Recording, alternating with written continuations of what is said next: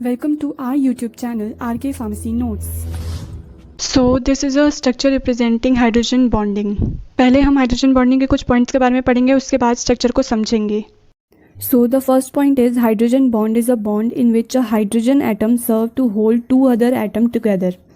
Hydrogen bond usually is form between hydrogen and electronegative atom.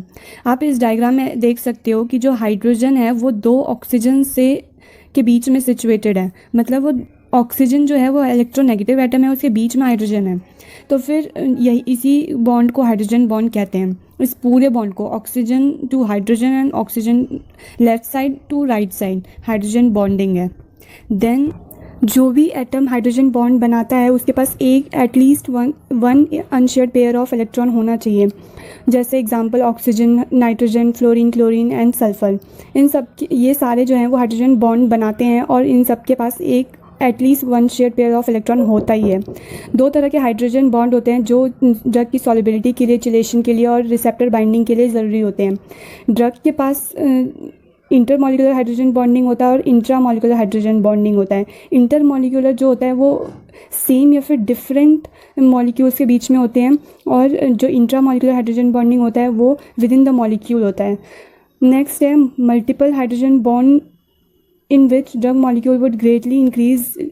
जो hydrogen bonding होता है वो एक्वा सॉल्युबिलिटी को बढ़ाता है और एक्वा सॉल्युबिलिटी बहुत असेंशियल होता है ताकि ड्रग मॉलिक्यूल की ट्रांसपोर्टेशन हो सके एक साइड से दूसरे साइड पे और रिसेप्टर के साथ जो ड्रग है वो बाइंड कर सके.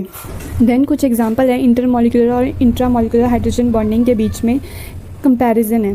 1-phenyl 3-methyl 5-pyrazolone जो होता है वो किसी मॉलिक्यूल के साथ लीनियर पॉलीमर बनाता है और लार्ज साइज़ पॉलीमर बनने के कारण उसकी सॉल्युबिलिटी जो है वो डिक्रीज़ हो जाती है और जिसकी वजह से वो एब्जॉर्ब नहीं हो पाता और बायोलॉजिकल एक्शन शो नहीं कर पाता. लेकिन जो 1-phenyl 2,3-dimethyl 5-pyrazolone है उसके पास गुड एनाल्जेसिक प्रॉपर्टी होती है, वो मतलब एजेंट होता है वो.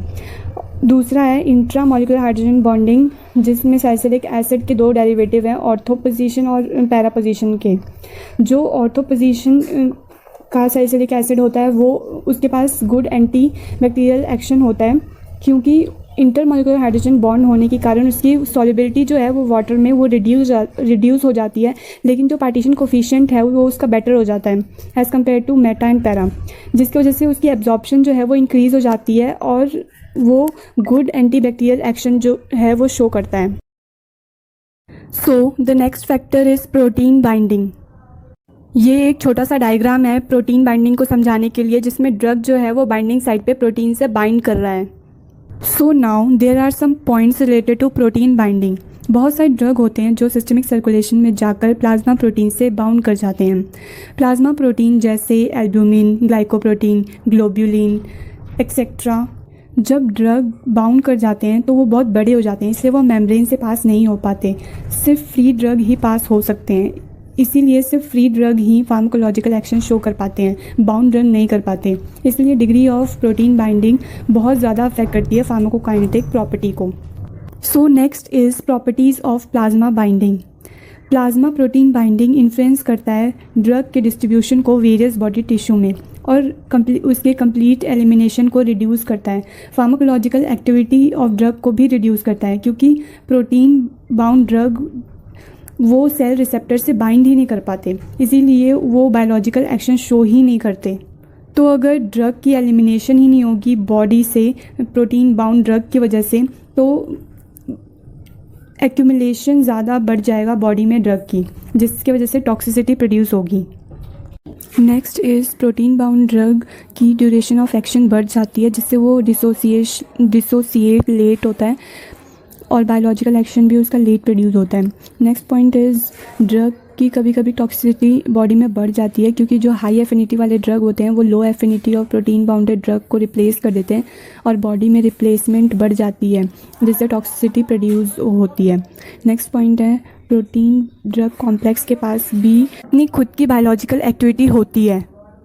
ड्रग प्रोटीन बाइंडिंग बॉडी में दो तरह से होता है, रिवर्सिबल बाइंडिंग और इरिवर्सिबल बाइंडिंग. रिवर्सिबल बाइंडिंग में ड्रग प्लस प्रोटीन कंबाइन होकर ड्रग प्रोटीन कॉम्प्लेक्स बनाता है. बहुत सारे ड्रग रिवर्सिबली बाइंड करते हैं प्रोटीन के साथ, मोस्ट कॉमनली एल्ब्यूमिन के साथ. एल्ब्यूमिन रिवर्सिबली बाइंड करता है बहुत सारे एसिडिक ड्रग के साथ alpha acid glycoprotein mainly bind करता है बेसिक और न्यूट्रल ड्रग के साथ।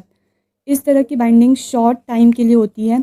जब अनबाउंड ड्रग डिस्ट्रीब्यूट होता है बॉडी में तो उसकी कंसंट्रेशन लो हो जाती है सर्कुलेटरी सिस्टम में, जबकि प्रोटीन बाउंड ड्रग अगर डिसोसिएट होगी तो ड्रग डायरेक्टली सर्कुलेशन में पहुंच जाएगी।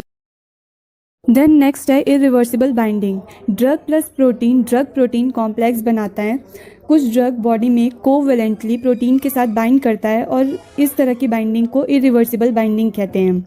इस तरह की बाइंडिंग कभी भी सर्कुलेशन में बाउंड ड्रग जो है वो कभी भी वापस नहीं आता और इसे कंसिडर किया जाता है कि वो एलिमिनेट हो चुका है, क्योंकि अगर ड्रग सिस्टमिक सर्कुलेशन में आएगा ही नहीं तो वो अपना इफेक्ट शो नहीं करेगा, इसीलिए उसे एलिमिनेटेड ही कंसिडर किया जाएगा। So our next topic is optical and geometrical isomerism. सबसे पहले ये स्ट्रक्चर है आइसोमर्स का जिसका केमिकल कॉम्पोजिशन सेम रहता है लेकिन डिफरेंट अरेंजमेंट होता है। केमिकल कॉम्पोजिशन मतलब एटम नंबर ऑफ एटम जो है वो स्ट्रक्चर में सेम है लेकिन इनकी अरेंजमेंट अलग अलग है, पोजीशन अलग अलग है। फर्स्ट स्ट्रक्चर 1 प्रोपेनॉल का है जिसमें OH की पोजीशन फर्स्ट कार्बन पे और सेकेंड स्ट्रक्चर में 2 प्रोपेनॉल में सेकेंड कार्बन पे OH है। सो ये दोनों आइसोमर्स हैं। स्टीरियो आइसोमर्स आइसोमेरिक सब्सटेंस होते हैं जिनके एटम या फिर ग्रुप ज्योमेट्रिकल अरेंजमेंट में डिफ़र करते हैं। ये दो तरह के आइसोमेरिज्म होते हैं, ऑप्टिकल आइसोमेरिज्म और ज्योमेट्रिकल आइसोमेरिज्म। ऑप्टिकल आइसोमेरिज्म में अगर दो कंपाउंड का मॉलिक्यूलर फॉर्मूला सेम रहता है और उनका स्ट्रक्चर एक दूसरे का मिरर तो वो दोनों कंपाउंड एक दूसरे के ऑप्टिकल आइसोमर्स होंगे। Optical isomers plane of polarize light को या तो क्लॉकवाइज रोटेट करेंगे या फिर एंटी क्लॉकवाइज। अगर आर फॉर्म ऑफ आइसोमर्स होंगे तो क्लॉकवाइज रोटेट कराएंगे, अगर एस फॉर्म ऑफ आइसोमर्स होंगे तो वो एंटी क्लॉकवाइज रोटेट करेंगे। उसके बाद स्ट्रक्चर है दो आइसोमर्स के जो एक दूसरे के मिरर इमेज हैं। Then next is geometrical isomerism. दो या दो से ज़्यादा कंपाउंड जिनके नंबर ऑफ एटम टाइप और बॉन्ड सेम रहते हैं लेकिन उनकी ज्योमेट्री अलग होती है। एग्जाम्पल सिस और ट्रांस आइसोमर्स।